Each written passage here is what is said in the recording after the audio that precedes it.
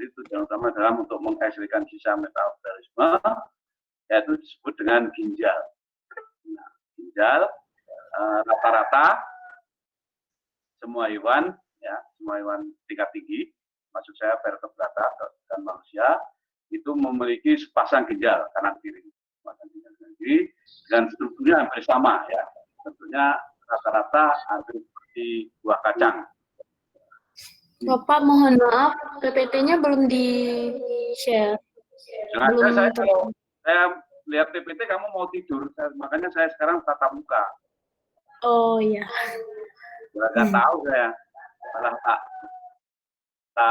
lihat PPT sambil tidur, ya, sambil tidur. Enggak, betul nggak PT Bill? Itu kelemahan tatap muka online itu di situ. Maka kalau saya tetap saya wajibkan harus live, harus apa ini store wajah lah. Ya, jangan cuma seperti ini, nggak fair ini.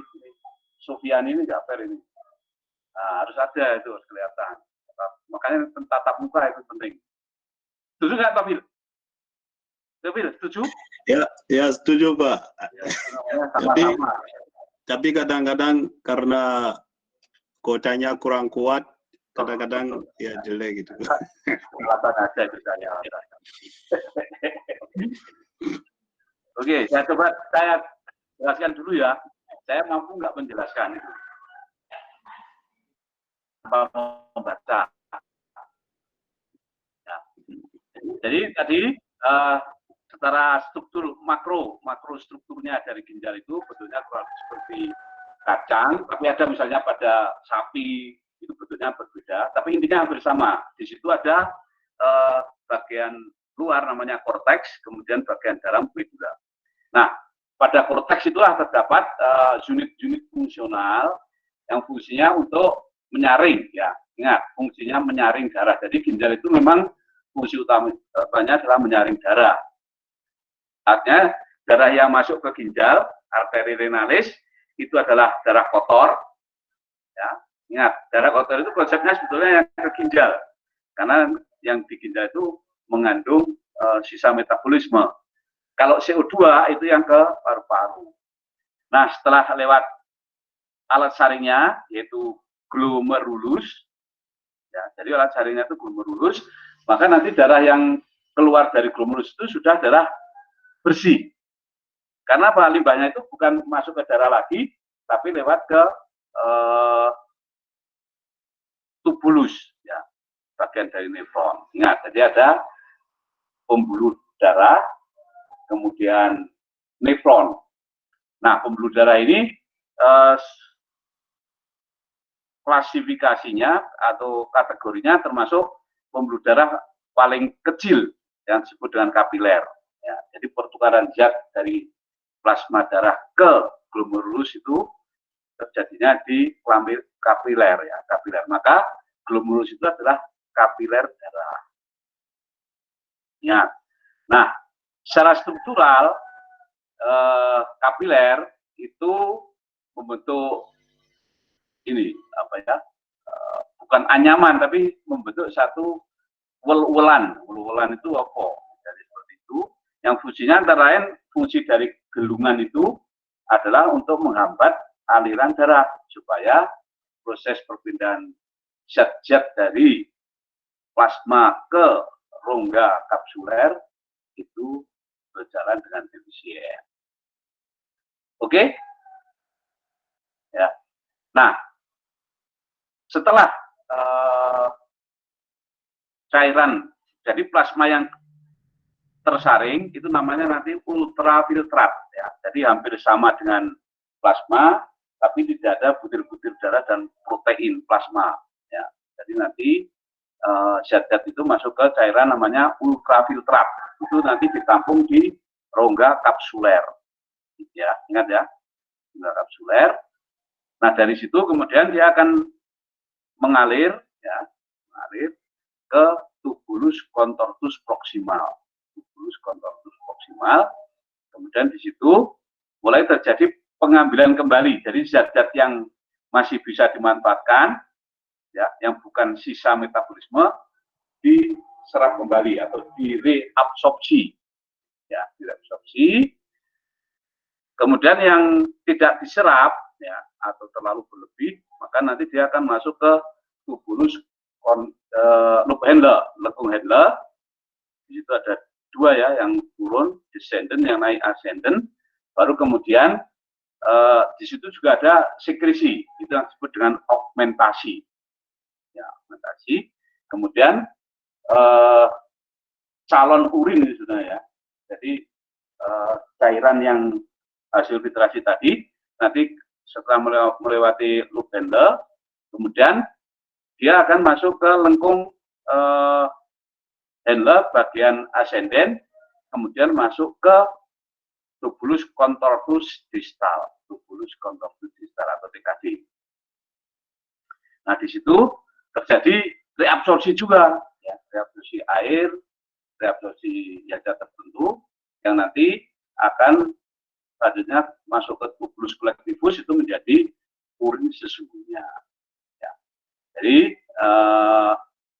secara sekuen tadi, ya, tahapan membutuhkan air kencing oleh ginjal yang notabene hanya berapa 1 ton itu ya, dengan struktur yang begitu kayak banyak ini,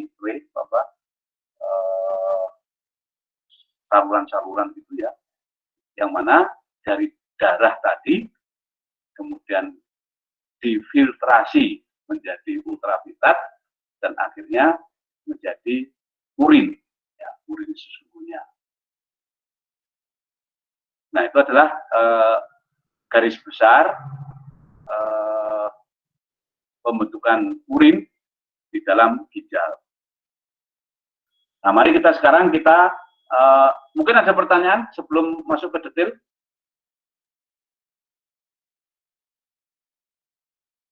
Ini mahasiswanya kok nggak bisa banyak ya yang kelihatan, hanya 9. Bisa diubah di titik juga itu Pak, di opsi lainnya. Nanti Bisa, Pak. ubah tata letak. Coba sekarang nggak ubah. Di bapaknya, di layar bapak sendiri. Di mana? Di titik 3 di bawah itu, opsi lainnya, ubah tata letak.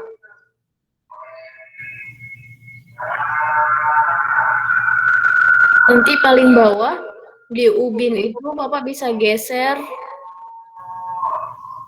Header nih. Ya, pilih bersusun, Pak. Nah, sekarang sudah kok ini sudah. Oh, sudah.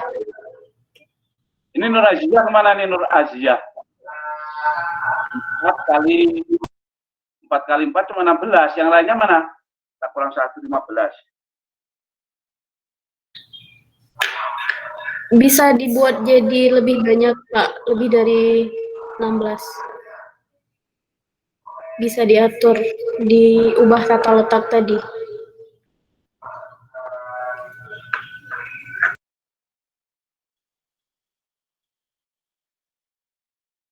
Tidak bisa. Berarti yang hadir ya cuma ini. Bisa, Pak. Oh, ada Itu 23, Pak, yang hadir.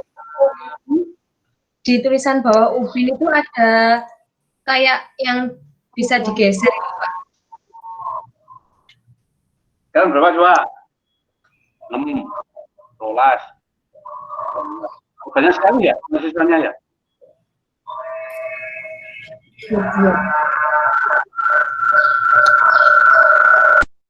Ini suara siapa ini?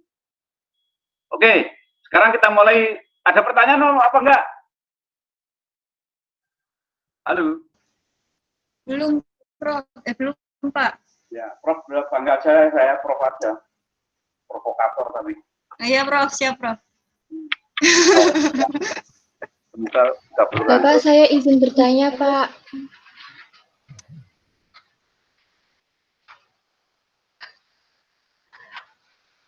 Oke, kita mulai ya. Bapak, mohon maaf saya izin bertanya terlebih dahulu. Silakan, saya catat. Pertanyaannya apa? Tadi kan glomerulus itu bukan strukturnya bukan seperti anyaman ya, Pak. Berarti yang sering dipaparkan di buku SMA itu kurang sesuai ya, Pak? Ya, salah konsep. Kalau menurut persepsi Anda, anyaman itu seperti apa? Seperti bambu yang apa sih, tumpang tindih seperti itu, Pak. Ya, tumpang tindih bukan anyaman, tanya Teobil. Bil, kalau tumpang tindih bukan anyaman ya, Bil. Ya, jadi itu bukan anyaman, makanya salah itu. Jadi ibarat benang itu, benang yang untuk macam apa ya, menggulung-gulung gitu.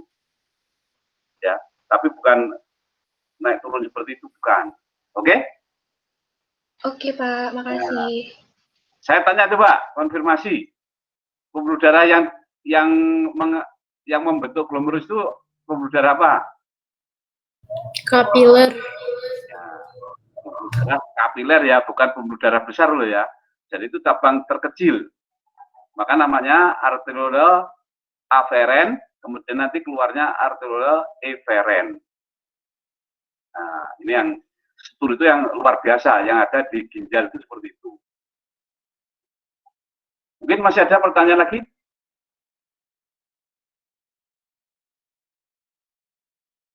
Ini Pak, tentang struktur dari kapsula Bowman. Kalau misalnya glomerulus itu kan dilindungi oleh kapsula Bowman ya Pak, kalau tidak salah.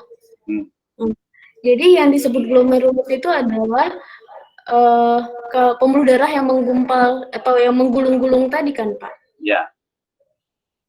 Jadi begini, pembuluh darah yang menggulung tadi itu namanya glomerulus, ditulis.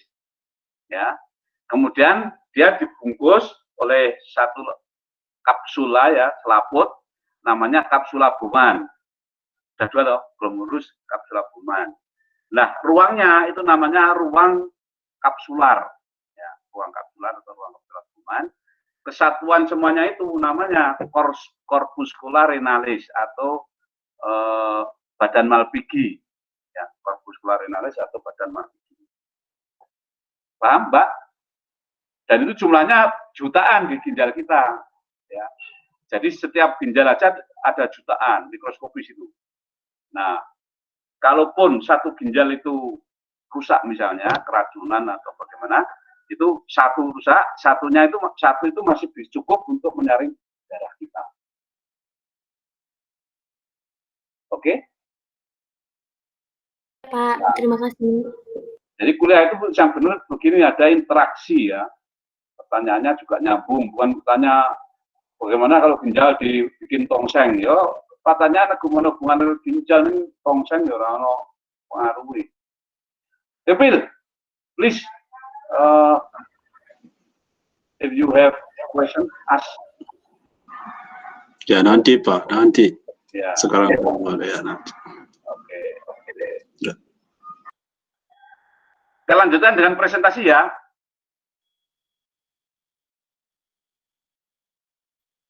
Ya Kak.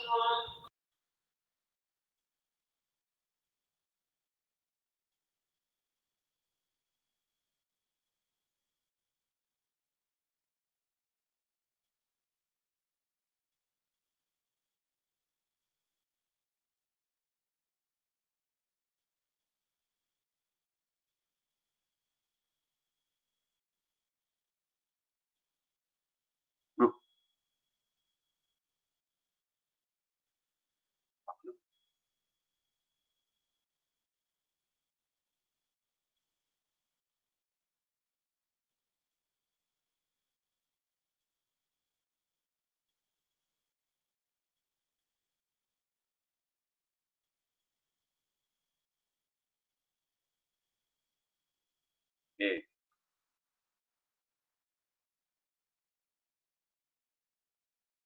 Nah, jadi ginjal ya terletak di rongga abdomen. Ini namanya rongga perut ya. Rongga abdomen atau perut. Dia menempel di situ, disuplai ya, diberi darah oleh namanya arteri renalis. Arteria renalis. Kemudian dari ginjal keluar vena renalis ya. Vena renalis,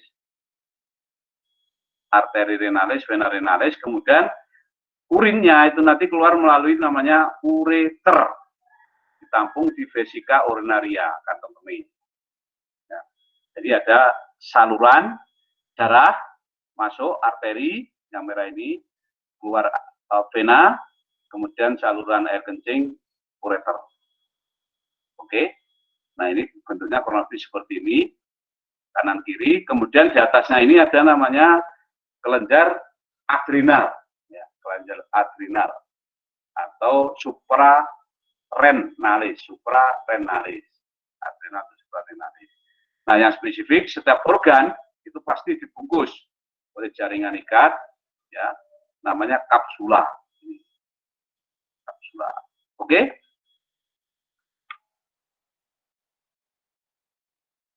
Nah, ini gambaran foto ginjal yang sesungguhnya, ya. Jadi yang luar ini, yang agak pucat ini namanya korteks. Yang dalam yang agak merah ini namanya medula. Jadi ada bagian korteks, kemudian bagian medula. Nah, satuan ini, ya, itu namanya papila atau piramida renalis, ya. Piramida renalis. Korteks. Nah, justru yang paling banyak nefronnya itu di korteks ini. Korteks. Ini selaputnya. Oke, nah jadi nanti hasil urin yang dibentuk di ginjal nanti akan mengalir ke ini, rongga. Ya, rongga yang dibatasi oleh ini dinding pelvis ini namanya pelvis renalis, ya, kemudian ke ureter. Jadi supaya Anda tidak terlalu membayangkan, maka ginjal kita itu strukturnya kurang lebih seperti ini. Korteks, medula, kemudian pelvis, kemudian ureter. Nah, pada cekungan ini, ya, namanya hilum. Ya, hilum. Jadi di situ ada ureter, ada arteri renalis, kemudian ada vena renalis. Oke. Nah, urin tadi setelah dari nefron, tubulus contortus distal, koligen, kemudian dia akan masuk ke kalix minor, kemudian kalix mayor, kalix minor, kalix mayor.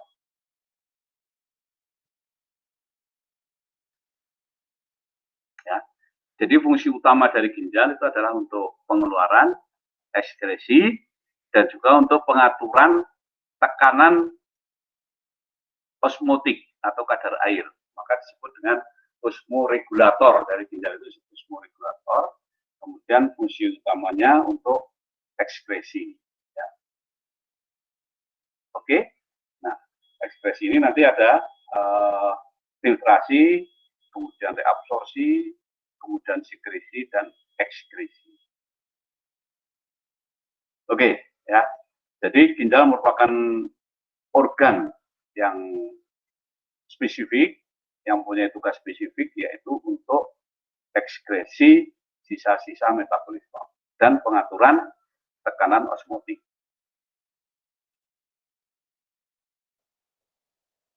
Oke, nefron. Tadi sudah, ya. Jadi arteri renalis, kemudian vena renalis. Ya, jadi ya, oke. Tadi piramida renalis, korteks, medula. Sudah, ya. Nah, nefron. Jadi pada korteks tadi, itu kalau dipotong atau disayat, melintang itu kemudian dilihat di bawah mikroskop, jadi harus dilihat di bawah mikroskop. Kalau dengan kaca pembesar pun nggak bisa dilihat. Maka nanti akan tampak bagian yang disebut dengan nefron. Ini nefron itu adalah unit fungsional terkecil, unit ginjal dalam pembentukan air kencing, urin, ya. Nefron. Jadi memang kadang-kadang kita itu, kalau menurut orang awam, dikira omongannya sarung yang kita bicarakan urin, air kencing. Kalau bahasa Jawanya uyuh. Nefron, jadi fungsional. Nefron terusan atas glomerulus, ya, yang merupakan ini gulungan kapiler dan merupakan pembuluh yang langsing panjang, ya, untuk ini gulungan, ya, gulungan. bukan anyaman, tapi hubungan.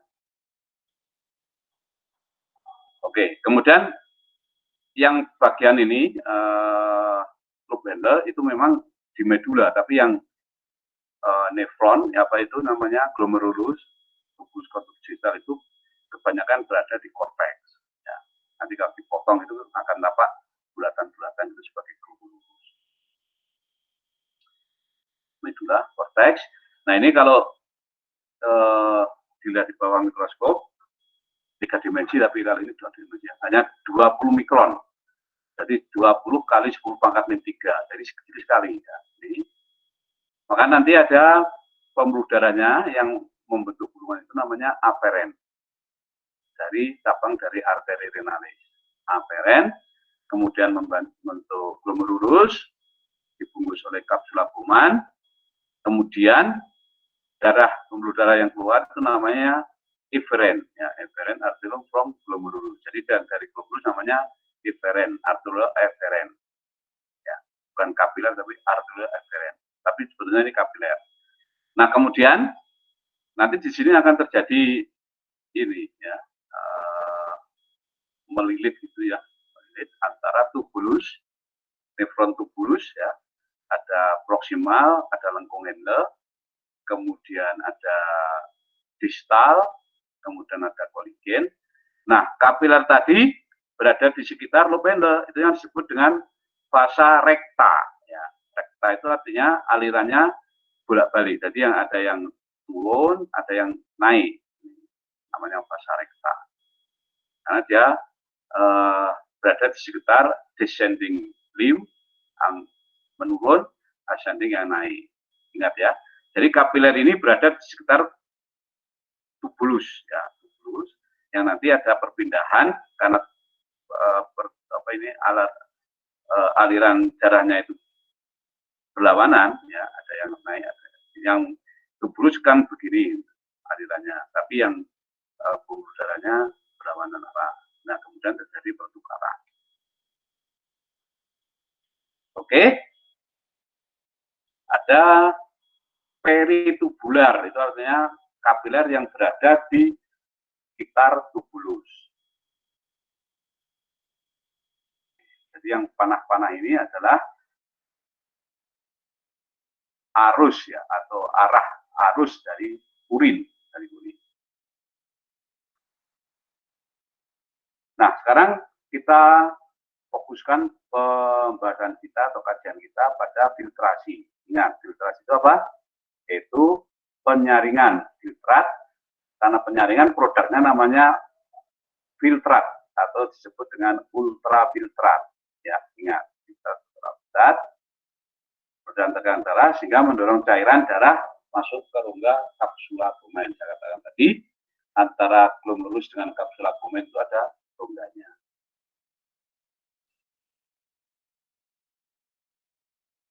Nah, apa istimewanya atau karakternya dari ultrafiltrat ya, yaitu bahwa ultrafiltrat merupakan campuran yang menyebabkan konsentrasi berbagai zat terlarut di solut ya, di dalam plasma darah. Jadi hampir sama dengan plasma darah.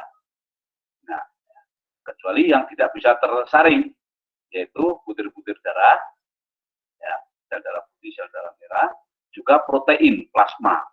Ya, protein plasma, ada albumin, globulin, bilirubin, itu tidak boleh masuk ke sana, ke rongga kapsular. Karena kalau itu masuk ke rongga kapsular, maka tekanannya nanti akan berubah.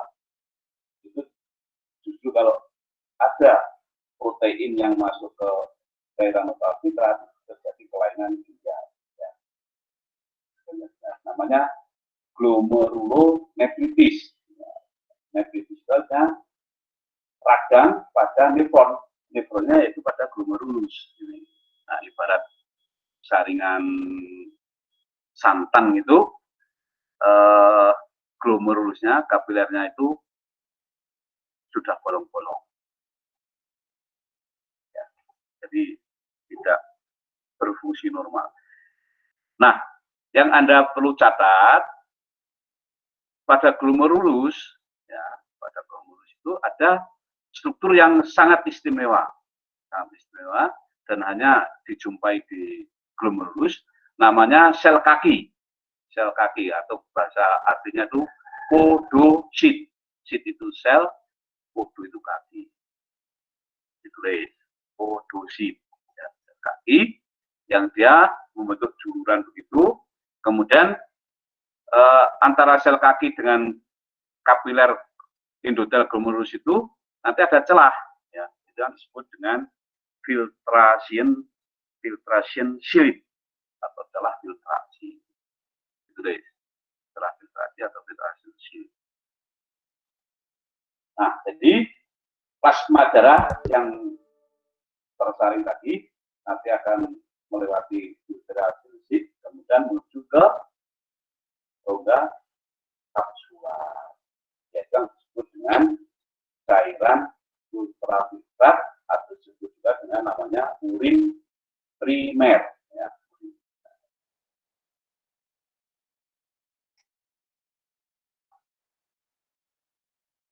Oke. Jadi jalur ya, aliran filtrate of the filtrate from Bowman capsule, the filtrate passes through 3 region of the nephron. Ya, jadi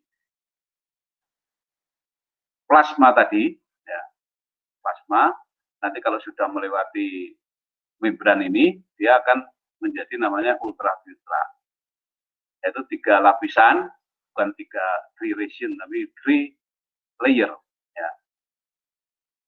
Layer yaitu endotel, itu deh, endotel glomerulus, kemudian podosit, ya, kemudian membrana basalis, region of the nephron. Nah, kemudian setelah itu ultraviolet tadi menuju ke tubulus contortus proximal, kemudian longitudinal, kemudian distal. Kemudian cairan tadi urin, ya, blood from several nephron flow into a collecting duct.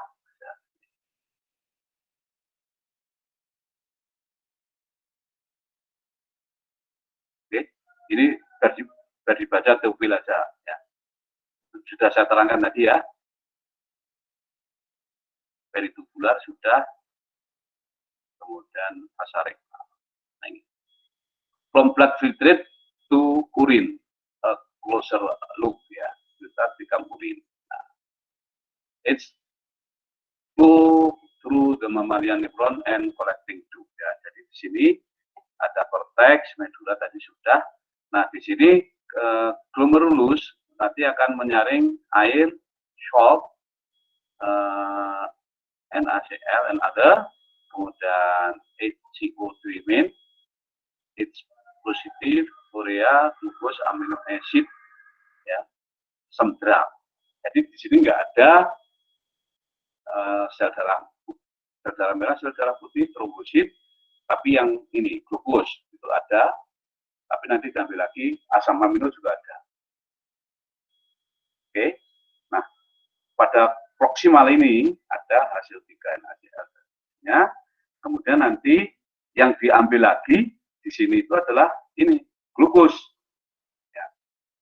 Kecuali pada kondisi diabetes, di mana produksi glukosa yang ke sini itu banyak, tinggi, ya, di darah, maka konsentrasi di sini itu melebihi kapasitas sehingga tidak bisa diserap.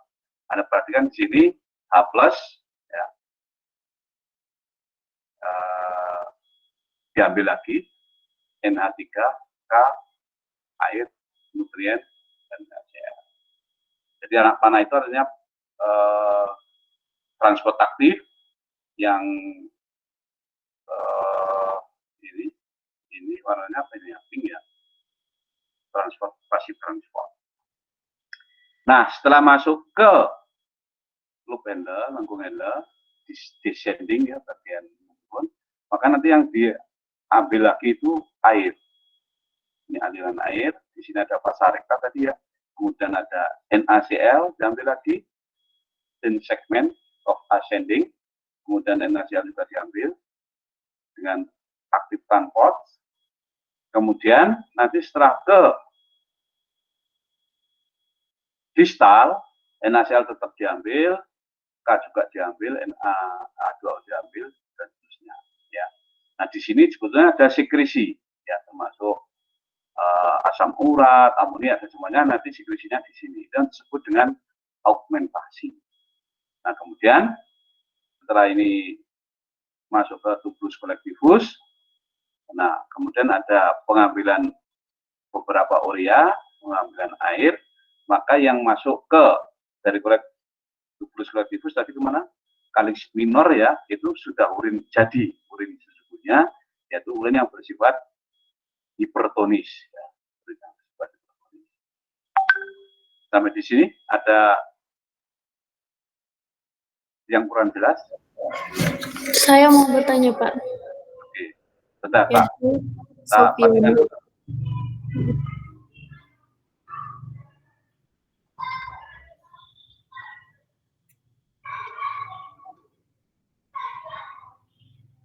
Oke, pertanyaan dari siapa? Sofiani, Pak. Oke, Sofiani, silakan. Nah, tadi kan di hasil lulus, filtrat glomerulus, itu kan ditemukan asam amino. Nah, pada saat glomerulus itu kan sebenarnya yang sepemahaman saya, yang disaring itu adalah sel darah merah ataupun darah dan juga protein. Sedangkan pada hasil filtratnya itu masih ditemukan asam amino. Nah, itu protein yang disaring itu berupa apa, Pak? Dan bedanya kan asam amino itu merupakan unit yang paling kecil dari protein. Nah, itu penjelasannya bagaimana, Pak? Ya, jadi ada beda ya, BM berat molekulnya, BM-nya itu, jadi yang tetap ada di kapiler, di glomerulus itu adalah protein plasma. Jadi itu molekulnya BM-nya besar, panjang. Ya, panjang. Namanya ada albumin, globulin, bilirubin, dan beberapa protein yang berada di plasma. Nah, yang bisa keluar itu hanya yang asam amino itu. Ya, asam amino itu molekulnya lebih kecil lagi. Ya, jadi dia tidak yang bisa menembus dinding kapiler, ya, itu hanya molekul asam amino dengan rantai yang pendek atau mungkin satu atau beberapa ini yang bisa lewat. Nah, bedanya nanti yang asam amino yang terfiltrasi, tadi gambarnya ya, itu nanti dia akan diambil lagi, direabsorpsi. Jadi tubuh kita, ginjal itu tidak boros, artinya yang bisa dipakai diambil lagi. Nah, glukosa pun juga diambil lagi. Ya. Tapi ibarat kita bawa jeruk ya, jeruk misalnya tangan kita itu punya bisa mengangkut masing-masing 5-10 jeruk. Ya. Tapi kalau jeruknya itu misalnya ada 12 kan yang 2 nggak terangkut, nggak terangkat. Paham ya? Nah, punya 2 misalnya tadi glukosa atau asam amino itu kalau berlebih nanti tidak bisa diserap lagi, dia bisa diambil lagi tapi dikeluarkan melalui urin. Sebagai contoh misalnya begini, yang normal ya, normal tapi tidak normal. Contohnya pada wanita hamil muda itu pada plasenta menghasilkan hormon namanya HCG, human ditulis, human chorionic gonadotropin. Human chorionic gonadotropin. Itu normal pada wanita hamil muda, ya, normal. Yaitu nanti pada trimester pertama, 3 bulan pertama itu nanti bisa dideteksi di air kencing, ya, itu nggak masalah. Karena ekses kelebihan. Nah, itu yang justru digunakan untuk tes kehamilan. Tetapi misalnya pada kamu, ya, wanita normal, usia masih muda, ya, mahasiswa itu, mestinya di air kencing itu tidak boleh ada protein. Nah, nanti tesnya itu ada tes keberadaan protein di urin. Jadi kalau misalnya dikasih asam kuat itu nanti terjadi keluhan, itu berarti Anda tidak normal. Oke. Kemudian yang ada lagi misalnya pada urin ada glukosa, itu juga nggak normal. Ya, jadi pada orang normal tidak boleh ada glukosa, tidak boleh asam amino, apalagi protein, tidak boleh ada darah apalagi. Tapi kalau darah dalam artian ada luka di saluran kencing bawah, ya itu no problem. Tapi kalau darahnya itu berasal dari ginjal, itu berarti kelainan. Oke, begitu, Pak Sofiani? Iya, Pak. Pak, boleh satu lagi? Ya. Ya, jadi kan tadi yang Bapak jelaskan proses augmentasi itu di lengkung Henle. Kalau misalnya di sekolah-sekolah itu penjelasannya masih augmentasi itu di tubulus distal. Kalau yang sebenarnya di tubulus distal itu tadi Bapak bilang terjadi reabsorpsi ya, Pak? Nah, reabsorpsi di situ reabsorpsi apa, Pak? Apa yang direabsorpsi? Tadi di sini memang kelihatannya ada ion-ion, tapi selain itu mungkin apa, Pak, yang paling yang banyaknya, yang majornya? Jadi begini, sebagai fakta ya, bukti kalau augmentasi itu di Lubendle, jadi hasil penelitian di tikus gurun misalnya, atau hewan-hewan pada gurun, itu untuk mengefektifkan pengambilan air, justru pada hewan-hewan gurun itu lengkung handle-nya itu semakin panjang. Tetapi sebaliknya nanti pada ikan itu tidak punya lengkung handle, sedikit pendek maksud saya. Nah, itu bukti bahwa pengambilan cairan tadi, augmentasi itu kan artinya itu kan pengentalan, ya, pemekatan dari urin encer, hipotonis menjadi hipertonis, penyerapan, sekresi. Oke, itu nanti coba ada di ikan air tawar dengan air garam, air laut beda. Kemudian pada hewan gurun, ya, misalnya di Australia, di kanguru atau di Arab, itu longitudinalnya lebih panjang sekali. Itu namanya adaptasi atau evolusi. Nah, distal pada umumnya pada hewan-hewan seperti kita juga ya, kita hewan, itu reabsorpsinya itu diatur oleh hormon. Ingat, yang di proksimal tadi tidak oleh hormon, tapi adanya perbedaan gradien konsentrasi osmolaritas. Nah, distal itu nanti di situ ada namanya reseptor. Ingat, hormon itu namanya ada reseptor dari hipotalamus posterior. Ya, namanya ADH, antidiuretik hormon. Ya, antidiuretik hormon. Nah, ADH itu dihasilkan oleh hipotalamus posterior yang menghasilkan loh ya, kemudian disimpan atau dicurahkan ke hipofise posterior. Jadi ingat, di buku SMA juga salah.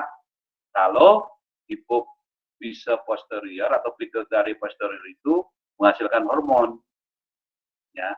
Jadi di sana hanya menampung saja yang menghasilkan sel-sel saraf di hipotalamus namanya neurosekretory, hormonnya namanya ADH dan oksitosin.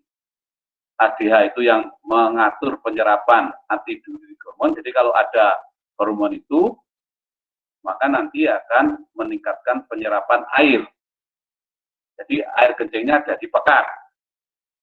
Sebaliknya kalau kekurangan ADH, misalnya banyak minum alkohol, di darah dingin itu, nanti air kencingnya menjadi encer, namanya diabetes insipidus. Nah, satu lagi temannya ADH itu namanya oksitosin. Ya, oksitosin. Oksitosin itu yang dipengaruhi otot rahim sama vagina.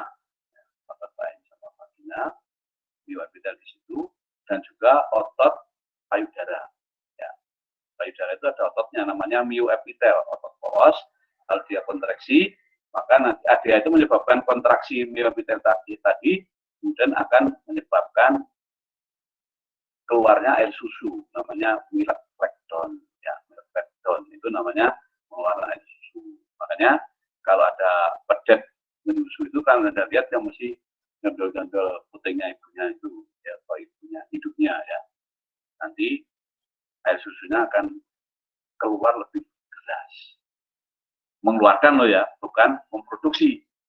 Kalau produksi namanya prolaktin. Jadi payudara itu satu organ kelenjar yang mempengaruhi berbagai macam hormon. Begitu? Ada pertanyaan lain? Saya Pak, saya Safila. Ya. Saya hendak bertanya, di lengkung Henle itu kan ada yang bagian yang descending dan ada bagian yang ascending. Nah itu ada fungsi khususnya nggak sih Pak? Soalnya kan kalau di usus besar itu kan bagian ascending dan descendingnya itu kan agar pencernaannya lebih mudah gitu. Kalau di lengkung Henle ini ada efeknya tidak Pak? Ya. Jadi tentu saja yang bikinan Gusti Allah ya, alam itu biologi itu saya gambarin sih sampai itu ponaan itu masih. Jadi macam-macamnya tugas spesifik ya, tugas spesifik. Yang ascending itu sebagai saluran lebih kepada saluran. Tadi ada reabsorpsi NaCl, tapi pasif.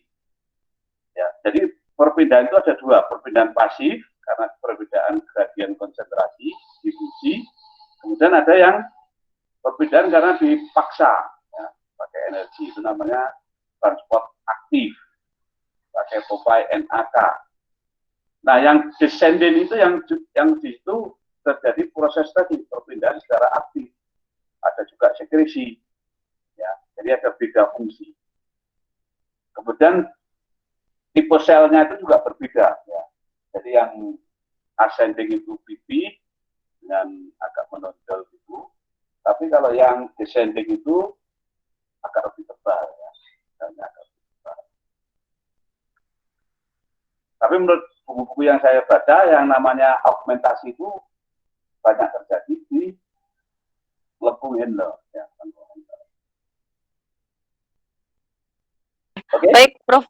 Ya, baik Prof. Terima kasih. Ya, terima kasih. Ada sudah memanggil saya Prof. Kapor. Masih ada yang lain? Saya ingin bertanya Pak. Ya. Akrab. Ya. Ya, terima kasih. Dari yang telah Bapak jelaskan tadi di daerah tubulus proksimal, tubulus distal, kemudian juga sesuai gambar yang ada di lengkung Henle baik yang naik dengan yang turun. Yang saya ingin tanyakan dalam proses masuk keluarnya zat ini, di sini kan berdasarkan gambar itu struktur ginjal dikelilingi oleh pembuluh-pembuluh darah, khususnya kapiler gitu. Nah, apakah proses misalnya di tubulus proksimal Pak, itu kan ada H+ yang masuk kan, kemudian NaCl keluar. Itu apakah dari apakah itu yang berperan arteri saja atau vena juga dalam proses perpindahan zat tersebut? Mohon maaf, kapiler yang ini, yang menuju vena dengan kapiler yang dari arteri gitu Pak. Ya. Jadi Terima kasih. Yang benar itu karena tadi ada counter current, ya kan, counter current. Jadi ada aliran solut tadi, aliran urin, ya, calon urin tadi dari proksimal turun naik, loh. Nah, di situ ada aliran darah dari eferen, ya, nanti dia tidak langsung ke arteri renalis, tapi dia berada di sekitar tubulus tadi. Nah, perbedaan atau arah aliran darah dengan ini, dengan apa namanya tadi, urin tadi, itu karena berbeda arah, namanya counter current ya, maka nanti zat-zat yang terkandung di urin itu nanti akan keluar difusi, kemudian nanti akan masuk ke kapiler. Jadi ada namanya aliran yang berlawanan, namanya counter. Begitu Mas Akram. Ya. Jadi perbedaannya dari lumen tubulus menembus dinding lengkung Henle, pasif ya, kemudian nanti dari lengkung Henle masuk ke penitubuler, ya, juga fasa rekta. Oke, masih ada yang lain? Pak. Terima kasih. Saya Pak Prendi Niki Haji Pak ingin bertanya, pada saat proses reabsorpsi tadi kan banyak zat-zat yang masih dibutuhkan oleh tubuh seperti glukosa, asam amino, dan jenis-jenis ion lainnya dilakukan reabsorpsi. Nah, yang ingin saya tanyakan, proses reabsorpsi ini kan sangat spesifik. Bagaimana, apakah ini ada proses mekanisme tertentu sehingga ginjal mampu selektif sekali memilih antara ini glukosa, antara ini asam amino, dan ini masih dibutuhkan atau tidak? Itu kira-kira mekanismenya seperti apa? Itu Pak, apakah ada pengaruh gradien konsentrasi? Mungkin ada penjelasannya dari Bapak. Oke. Ini pertanyaannya bagus ya. Jadi ingat bahwa di dalam individu organisme atau biologi ya, konsep biologi itu bahwa semua proses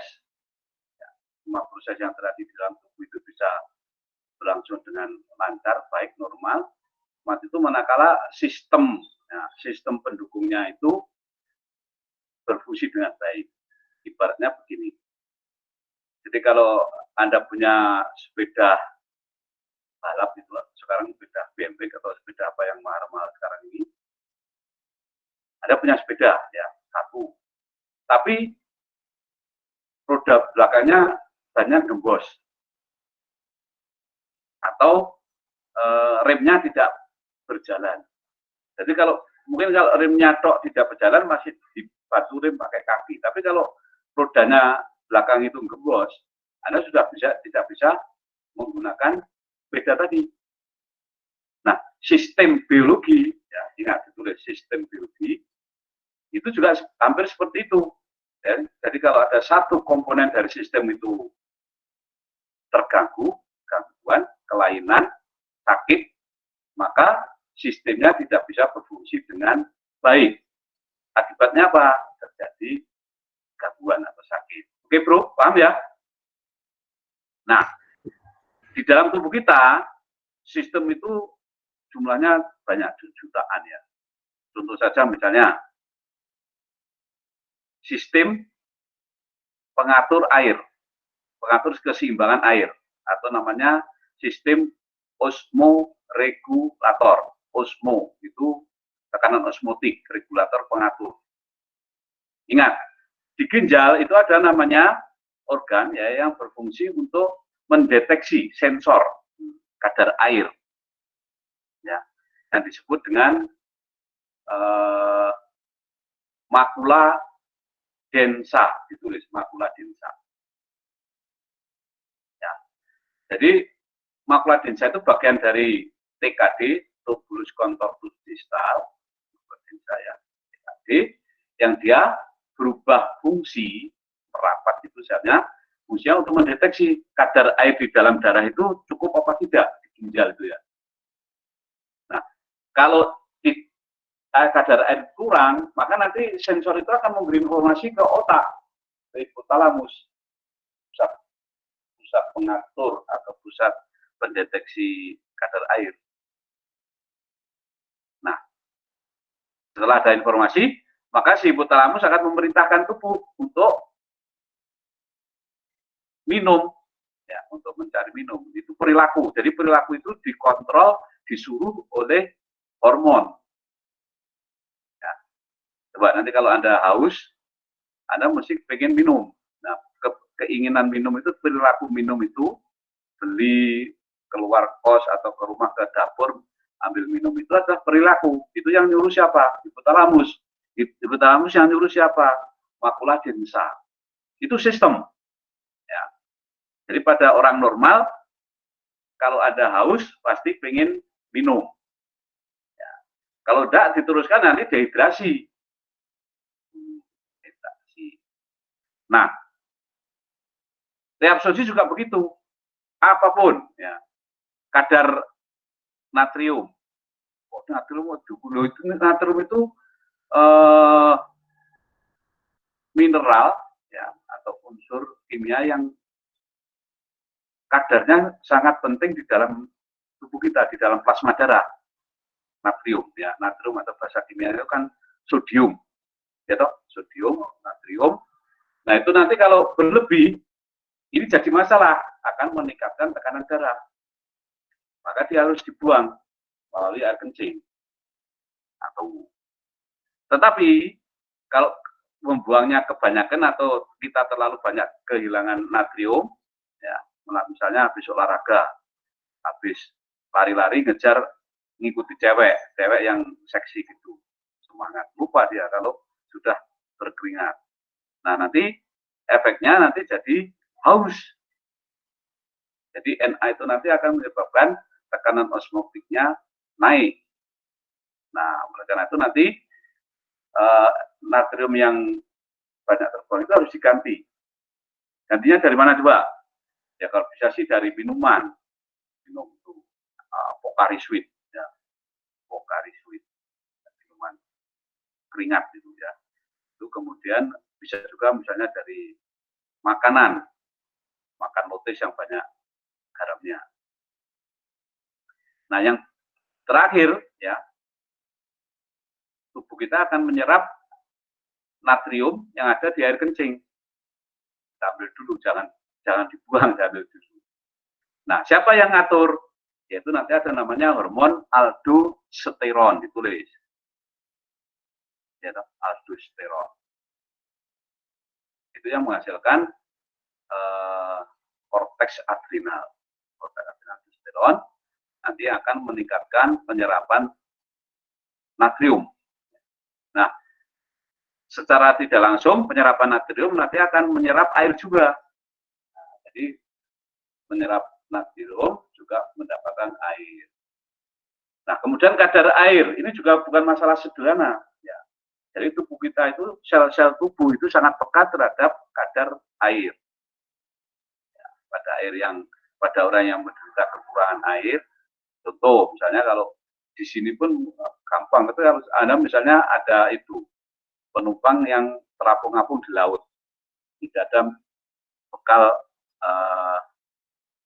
air minum, air mineral maksud saya, maka dia ada pilihan mau minum air laut atau tidak minum. Kalau air laut nanti otomatis akan menyerap air dia, jadi justru malah haus, ya, malah dehidrasi.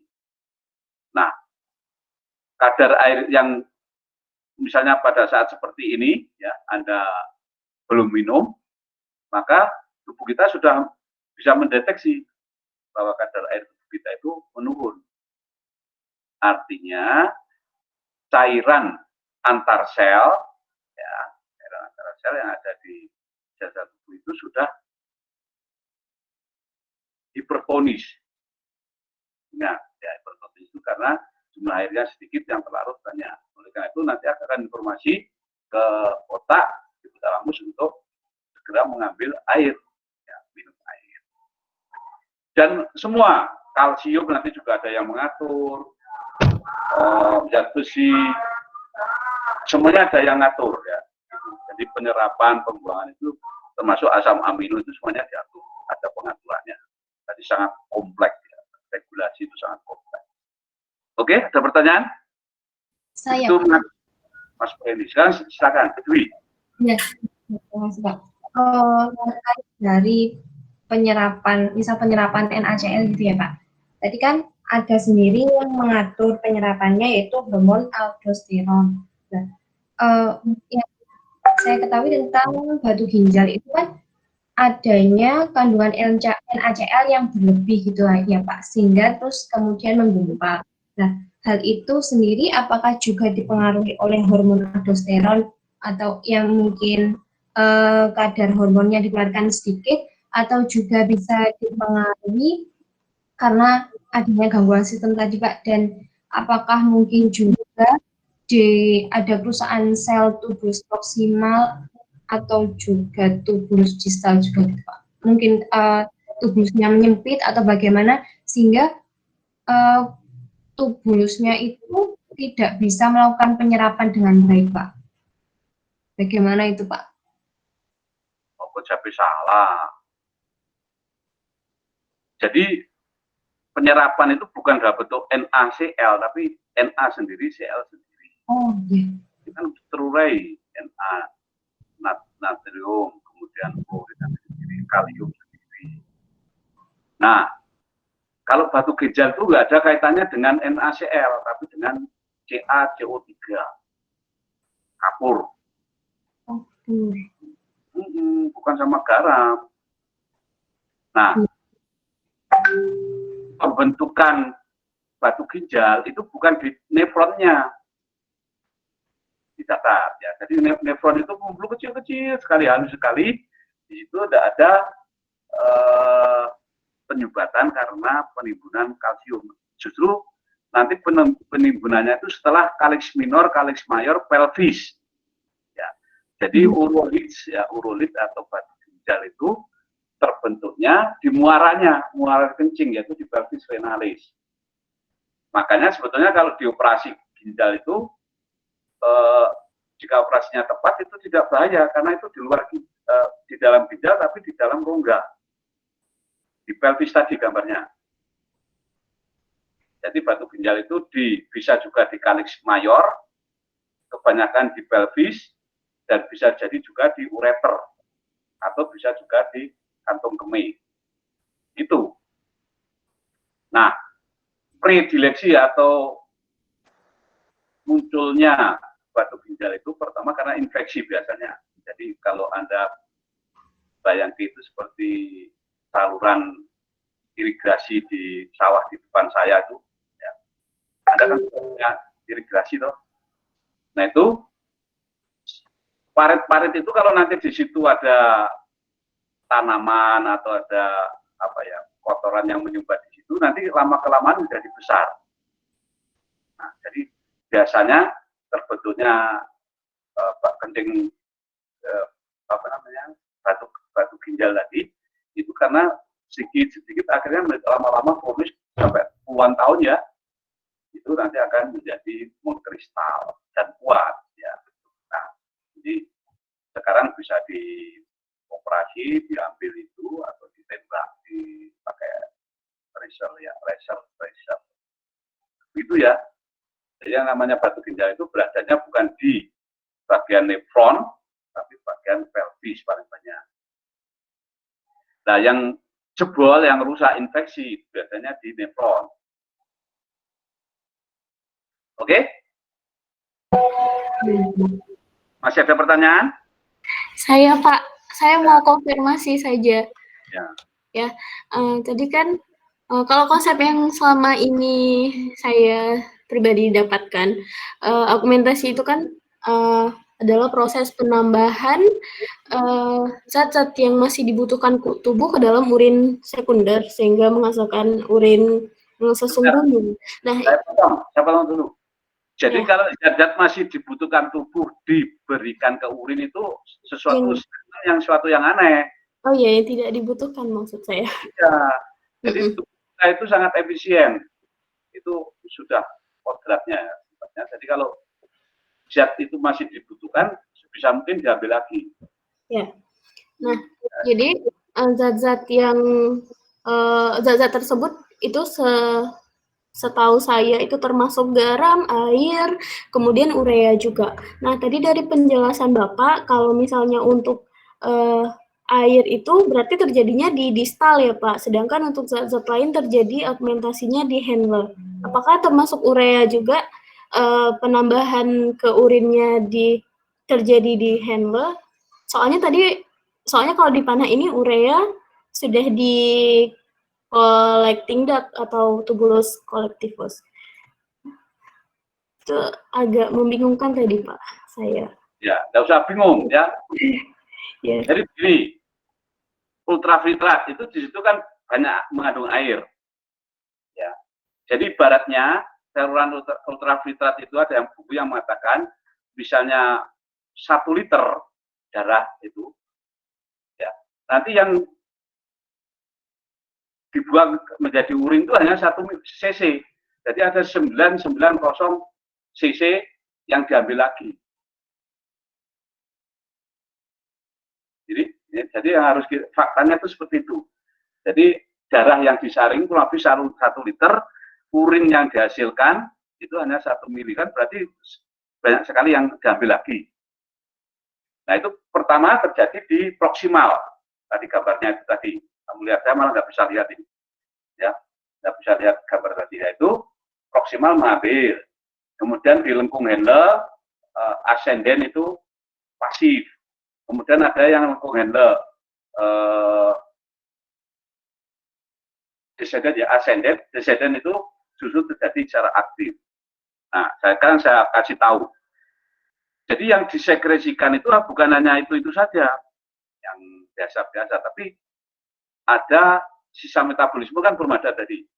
Urea belum ada, amonia, asam urat, kreatinin. Kemudian kalau misalnya Anda makan obat, ya, obat itu nanti yang pengeluarannya yang melalui lengkung Henle itu, distal, sebagian di distal. Jadi di situ dikeluarkan, ya. Misalnya antibiotik, sulfat atau begini, kalau Anda coba nanti minum Enervon C, ini bukan promosi tapi saya sering minum, nanti urin kita dalam waktu sekitar 2 jam akan menjadi kuning. Ya. Dan ada namanya zat itu yang bisa untuk mendeteksi fungsi ginjal, namanya inulin. Jadi banyak sekali zat-zat yang mesti disekresikan, ya, ekskresikan ya, atau sekresikan melalui lengkung Henle itu yang nanti akan keluar melalui urin. Ya, jadi intinya ginjal itu merupakan organ penting di dalam pengeluaran sisa-sisa metabolisme dan zat-zat tadi.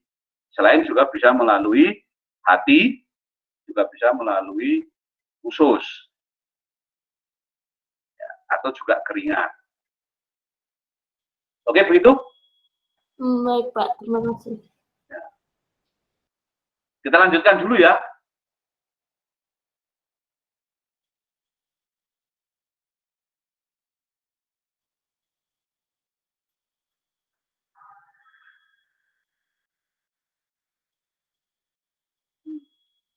Nah, jadi ini saya ulangi lagi ya.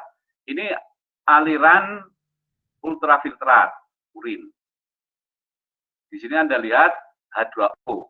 Ya, H2O keluar, tapi pasif ini, pasif. Kemudian NaCl, kemudian natrium klorid, kemudian, nah di sini di distal itu ada nanti ada H2O, HCO3-, KH dan seterusnya. Nah, kemudian urea itu diambil lagi ya, di sini, tapi nanti disekresi di sini ya, di daerah lengkung Henle. Sekresi, ya, sekresi in the proximal tubule substantially alter the volume. Jadi sekresi dan absorpsi akan mengubah ya, volume ultraviolet dan komposisi dari filtrat. Jadi glomerulus itu hanya filtrasi saja. Kemudian untuk membentuk urin itu ada sekresi, ingat, ada reabsorpsi. Sekresi itu berarti memberikan, mengeluarkan, kemudian pengambilan kembali. Kemudian pengambilan air terjadi secara terus-menerus ya, water continuous as the filtrate move into the descending limb of the loop. Jadi pengambilan air itu terus berlangsung sampai pada pars descending dari LH, ya, dari lengkung Henle, air ya di spesifik.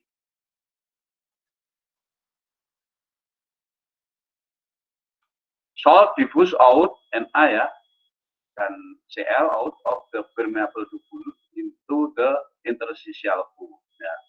Jadi NaCl, natrium dan klorid ya, ini nanti akan menembus dinding tubulus, menuju ke cairan interstisial, ya, kemudian dari dia pindah ke kapiler. Pada distal tubulus distalis ini plays a key role in the regulating of the K, ya, positive and NaCl concentration of body fluid, ya.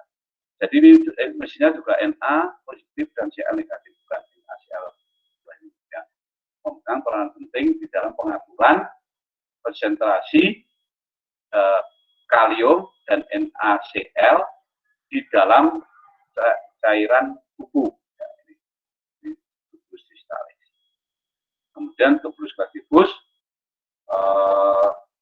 menyalurkan filtrat to the medulla, to the renal pelvis. Nah, selain untuk memberi absorpsi Na itu tubulus clavicus.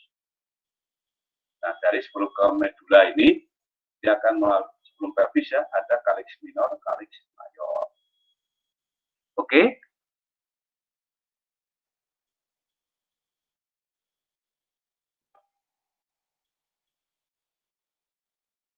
Nah, salah satu fungsi penting dari ginjal mamalia yaitu kemampuan untuk mengatur, ya, untuk menjaga, memelihara kadar air.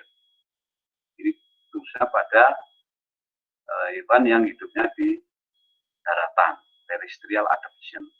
Is a key terrestrial adaptation. Ya, jadi nah ini yang terkait langsung dengan lengkung Henle tadi, ya. Jadi pada terrestrial gurun misalnya itu justru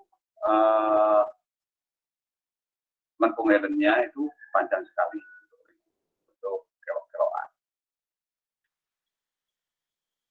Ginjal mamalia can produce urine much more concentrated than body fluid, ya. Jadi kelebihan dari ginjal mamalia itu bisa membentuk urin yang hipertonis, artinya lebih kental, ya, daripada cairan tubuh, cairan interstisial, plasma, dan seterusnya. Nah, jadi ini lebih hipertonis dan kemudian akan memelihara air, jadi tidak boros air, ya, tidak boros air. Nah, berbeda dengan misalnya ikan air tawar atau ikan air laut.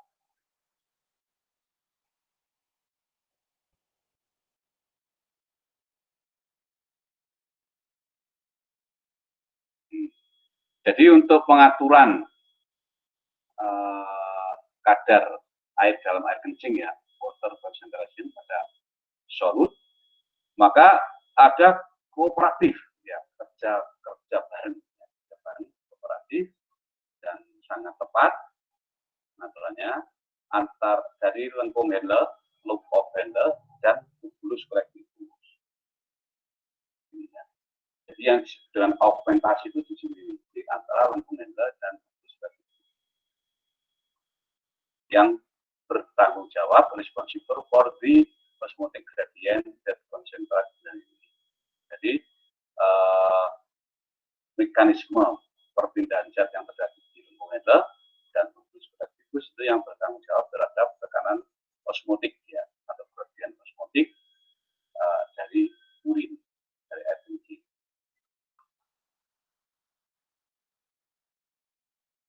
Kemudian dua zat yang terlarut yaitu NaCl dan urea kontribusi to the yang memberi ini kontribusi terhadap tekanan osmotik, ya, dari cairan interstisial.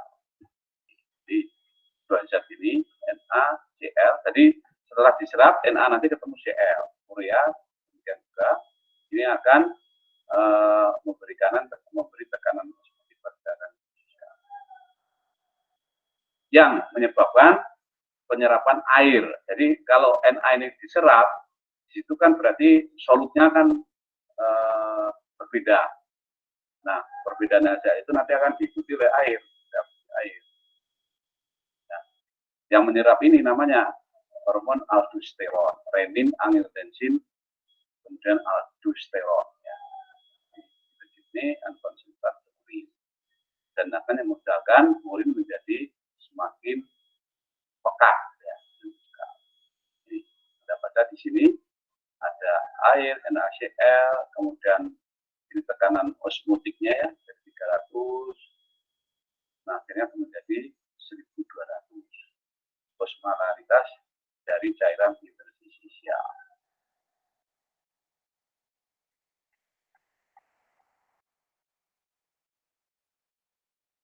Oke, ya.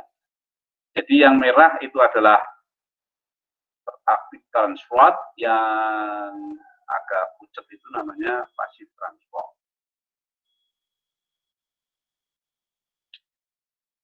Oke. Nah, yang penting lagi yaitu aliran counter current, ya. Multiplier system involving loop handle. Jadi antara lengkung handle yang sebagai saluran urin dan kapiler peritubuler itu nanti akan tercipta apa tadi? Aliran yang berlawanan counter current multiple system yang melibatkan handle. Maintain a high salt concentration in the interior of the kidney. Nah, ini fungsinya untuk memelihara konsentrasi garam yang tinggi di dalam ginjal, yang penting di dalam pembentukan urin yang urin pekat ya, urin pekat. Counter current multiple system. Kemudian tubulus collectivus fungsinya untuk menyerap air ya, permeable to water but not salt. Ya. Jadi hasil penelitian menyebutkan bahwa tubulus collectivus itu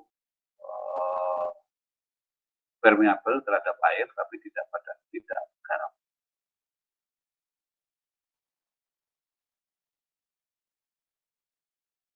Ya.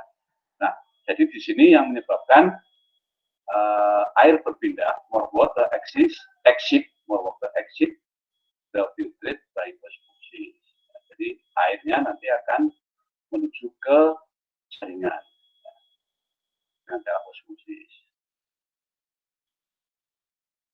yang menjaga gradien osmolaritas. Kemudian urea diffuse out of the collected area, mengalami difusi keluar dari tubulus collectivus.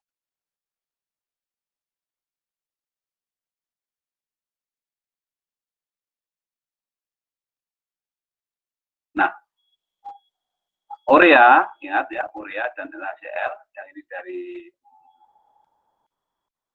asam amino tadi ya, protein urea NH3CO2. Nah, ini NaCl ini nanti akan menyebabkan urin itu bersifat hiperosmotik atau hipertonik ya, atau urin pekat.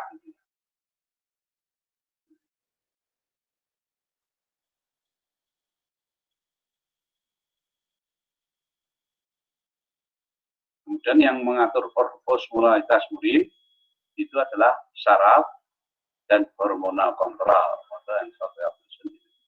Tadi yang hormonalnya itu adalah ADH, antidiuretik hormon.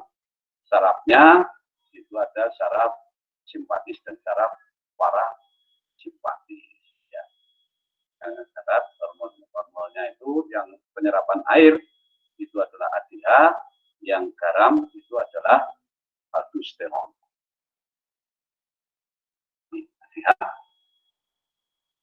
Increase water absorption in the distal tubule. Ingat, jadi ADH tadi dihasilkan oleh siapa? Hipotalamus posterior. Ya. Jadi kalau ada informasi kekurangan air, maka ADH akan dikeluarkan, kemudian akan meningkatkan penyerapan air kembali. Increase water reabsorption in the distal tubule and collecting tube of the kidney. Jadi ada dua, di tubulus distal sama tubulus collectivus. Ada di sini, lihat ya, kita cermati juga. Jadi Fig 44, 16A, rangsangannya ya, pertama osmoreseptor, stimulus ini. Jadi bacanya dari 10 rangsangan. The release of ADH is triggered when osmoreceptor cell in the hypothalamus detect an increase in the osmolality of the blood. Nah, jadi ini berasal dari tadi makula densa. Ya, makula densa yang nanti akan memberikan informasi ke hipotalamus, ya, kemudian nanti akan membebaskan ADH. Ingat, yang menghasilkan itu hipotalamus posterior, bukan hipofise posterior. Osmoreceptor di hipotalamus akan mengeluarkan ADH, pituitary gland posterior, ya. Nah, ada S2, jadi harus menyebutkan pituitary gland posterior, ya, atau kelenjar pituitary posterior. Jangan ini dua, kalau ini berarti bisa anterior posterior. Nah, dia kemudian akan ini ke tubulus distal dan tubulus collectivus, meningkatkan increase permeability. Apa? Yaitu H2O, H2O, reabsorption, help prevent further osmolality increase. Ya. Jadi akan meningkatkan reabsorpsi O2 yang akan mencegah, ya, prevent further osmolality increase. Jadi mencegah kekentalan di interstisial, ya, tapi di sininya semakin pekat, di sini semakin pekat, tapi di sini semakin encer. Nah, jadi kalau kekurangan ADH itu urinnya menjadi cuer, yang menjadi hipotonis. Itu yang disebut dengan diabetes insipidus. Dan kemudian akan terjadi kembali homeostasis dari tekanan osmotik darah. Ya, jadi ada tekanan osmotik urin, tekanan osmotik cairan, tekanan osmotik darah. Nah, bisa jadi deteksi ini akan membawa kita ke tadi minum. Jadi karena kekurangan air, maka orang akan juga dapur atau beli minuman lah, minum itu haus, ya, karena drinking reduce blood osmolality to set point. Jadi dengan minum, atau kalau tidak bisa minum ya diinfus. Infusnya cukup dengan air aja, bukan yang es buah tapi ya. Ini nanti akan menjadi meningkatkan kembali ke homeostasis. Ini bisa dipahami, ya, regulasi, ya, pengaturan. Dan ini namanya sistem pengaturan untuk kadar air, osmolitas itu kadar air. Ya, jadi kadar itu juga diatur, ya, tidak sembarangan. Sukar mengaturnya. Nah, kemudian satu sisi lagi namanya renin-angiotensin aldosteron system, ini sistem RAAS, renin-angiotensin aldosteron system, RAAS. Nah, sistem aldosteron, renin, angiotensin is part of complex feedback circuit that function in homeostasis, ya, bagian dari feedback, ya, atau ya, sirkuit feedback yang kompleks yang berfungsi di dalam homeostasis. Nah, RAAS, RAAS. Nah, stimulus, coba dari stimulus ini. The juxtaglomerular apparatus. Nah, kalau tadi kadar air itu makula densa, kalau ini adalah juxtaglomerular apparatus. Apparatus juxtaglomerular. Ini adalah bagian dari arteriole afferent. Ya, respon to low blood volume. Jadi karena menurunnya kadar aliran darah atau blood pressure due to dehydration. Jadi kalau kekurangan NaCl, kekurangan aliran darah, ini biasanya menyebabkan tekanan darah turun. Jadi yang meningkatkan tekanan darah itu garam, ya, NaCl. Nah, ini akan merangsang ke apa ini, ya, gambar apa? Ini adalah gambar dari glomerulus. Nah, ini GGA itu di sekitar ini pada arteriole afferent. digitalis. Nah, ini nanti akan mengeluarkan namanya renin, enzimnya ya, renin. Akan dihasilkan juga oleh paru-paru, akan mengubah angiotensinogen menjadi angiotensin 2. Dan sini ada namanya CE, converting enzyme. Jadi penting ternyata pemahaman mekanisme kerja ini. Orang profesor Jepang itu mendapat hadiah Nobel karena menemukan enzim renin ini, renin function. Nah, kemudian angiotensin 2 akan menuju ke kelenjar adrenal gland. Adrenal. Nah, angiotensin 2 itu akan merupakan konstriksi, penyempitan arteriola yang nanti akan meningkatkan tekanan darah pulsasi. Ya, dan juga meningkatkan ion Na dan air reabsorption in the tubular distal. Nah, Na ini nanti akan meningkatkan tekanan darah. Oke. Jadi sekarang pengobatan tekanan darah ini, blood pressure ini banyak yang berbasis pada pengaturan kadar ion Na di dalam darah. Jadi seperti captopril itu mengurangi terbentuknya Na. Nah, tujuan utamanya tercapai kondisi yang seimbang, homeostasi. Jadi pengaturan itu sangat penting, ya. Regulasi itu melibatkan sistem biologi yang ragam dan macamnya banyak sekali. Tetapi hormon yang berlawanan dengan RAS yaitu namanya ANF, atrial natriuretic factor, berlawanan dengan RAS. Ini hampir ya, the South American Amplified Feed on the blood. Jadi dia makanannya darah. Ya. Ini karena makanannya darah, maka dia memiliki sistem ekskresi yang berbeda.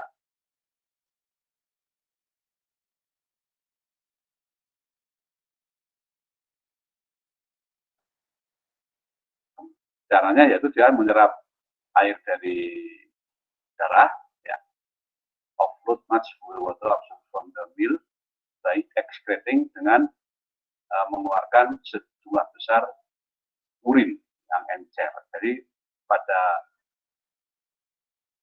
bed ya, pada kelelawar itu menghasilkan air kencing yang banyak. Itu yang disebut dengan kotorannya itu namanya guano.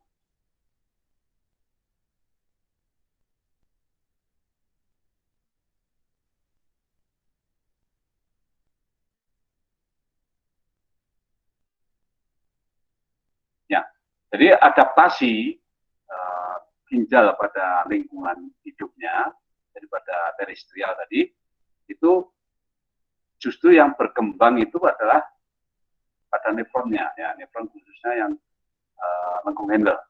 Semakin panjang, semakin dia berada di daerah gurun, maka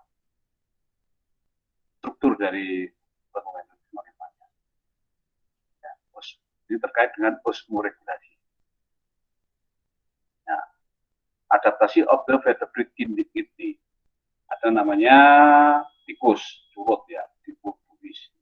Angulu ada, dan ada reptil, runner, Eucopix, kemudian ada Desert iguana, ada Tunus, marine polyphysis, dan freshwater species. Jadi ini semuanya ramalannya adaptasi masing-masing sesuai dengan bentuknya. Oke, ada pertanyaan sampai di sini?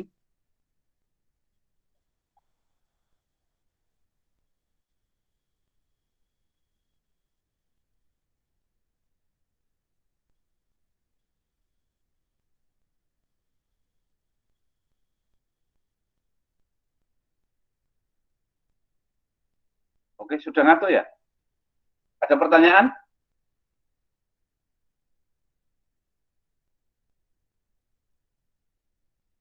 Kalau tidak ada pertanyaan, kita akhiri sekian ya. Rina, ada pertanyaan, Rin? Farhan? Tidak, Pak. Tidak ada. Yaudah ya, saya juga sudah capek ini, ngantuk nih.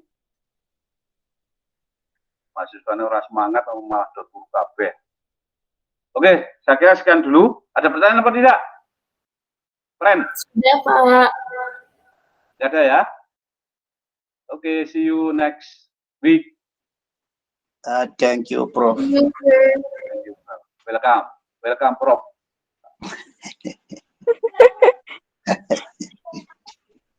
Oke, sekian dulu. Ada kurang lebihnya mohon maaf. Saya akhiri. Assalamualaikum warahmatullahi wabarakatuh. Selamat sore. Salam sejahtera.